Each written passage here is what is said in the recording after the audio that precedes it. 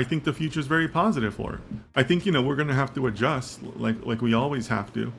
My one of my basic beliefs is that we're going to be using a lot more AI tools, and that's why I'm teaching on Sundays using ChatGPT. So if you guys want to come on Sunday for the class on this book, we do not write any code ourselves. We use ChatGPT to write code. Because again, I think that's the future of data science, right? You're not gonna write algorithms. You're gonna write the prompts to help ChatGPT write the algorithms, and then you're gonna have to edit that code.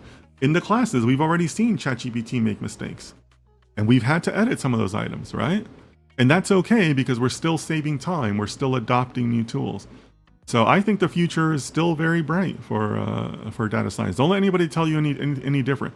You're gonna have to stay up to speed. You're gonna have to put in your work, right? Just like you would in any profession, but it's still gonna be there, right? I mean, if you talk to like a doctor or a surgeon that's later on in their career, they're still a doctor or surgeon.